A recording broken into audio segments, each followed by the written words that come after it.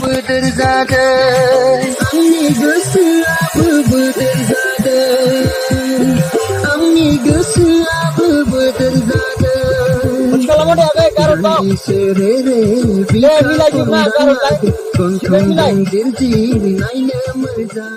गोदान बोसोरनि जोंनि बरायनायजों लोगोसे जों जिहेतु गोदो गोदायनिफ्राय सोलिबोबाय थानाय जोंनि हारिमु बर'नि हारिमु बे बर'नि हारिमुखौ लाखिनाय थांखिजों जोंनि गोदान मोनसे दाजानाय दावगाफु प्रडाक्शना मोनसे बैसागुनि मोनसे एलबाम दिहुननो जों आखायाव लादों जाहाथे बे एलबामखौ रायजो राजाफ्रा नायनानै जाहाथे अनसायो आरो जोंनि हारिमुखौ जाहाथे लाखिनो बयबो गोसो जायो बे थांखिखौ लानानै आरो जाहाथे जोंबो जोंनि बर' हारिमुखौ फोथांनानै लाखिनो हायो बे थांखिखौ जोङो सिगाङाव लानानै जोङो बे एलबामखौ जोङो दिनै दिहुननो नाजादों ओरैनो जोङो बे बैसागु मोसानाय ओरैनो जोंनि प्रडाक्शन नामा दावगाफु प्रडाक्शन आरो बैसागु सं औ दायो दासान्दि गासैथ' टिमा जोङो 10 जन मिनिमाम 10 जन दं आरो नोंथांनि बायदि हारिमुखौ मोजां मोनग्रा सुबुंफोरनि खाथिसिम नोंथाङा मा मेसेज होनो सानो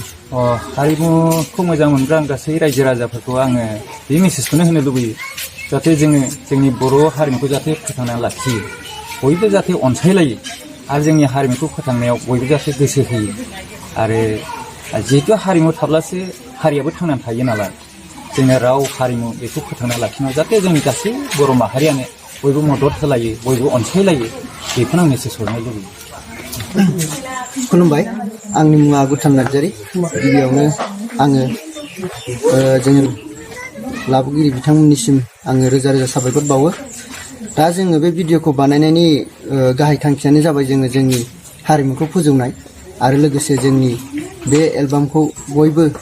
बैसागुआव जों रिलिज होगोन बेखौ बयबो नायगोन होननानै आं आसा खालामो आरो बेजों लोगोसे बेखौनो फोरमायनो सानो जे जोंनि गासै जोंनि टिमखौबो आङो साबायखर बावो आरो जोंनि बे इयुनाव फैबाय थागोन जोंनि बे जिथु एलबाम बेखौ अनसायगोन होननानै आं आसा खालामो जोंहा बेखौ रिलिज होनाया जोङो शुटिं सोलिगासिनो दिनैजों साननै जासिगोन दिनै माबायदि जोङो हानायखौ नायनोसै जों बेसेबां हायो आरो जुदि हायाबाथ' जों क्लिपखौ लाबावनांगोन जागोन एडिटिंखौ ओरैनो जोङो एडिटिंआवबो सम जायो नालाय ओंखायनो माने जों रिलिजखौ जोङो बिदिनो 7 बा बिदिनो 7-8फ्राव हैनाय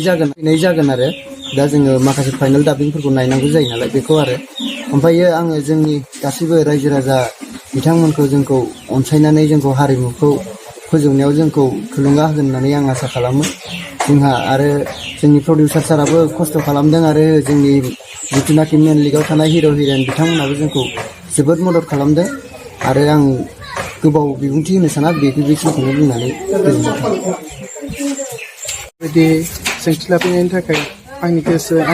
गोरबोनिफ्राय बयखौबो रोजा रोजा साबायखर बावहरनाय थाबाय आंथ' दा बे दावगाफु प्रडाक्शनाव खामानि मावफैनानै जोबोद मोजां मोनदों आरो मोजाङानो जादों शुटिंआबो दा मोजाङैनो सोलिगासिनो ओमफ्राय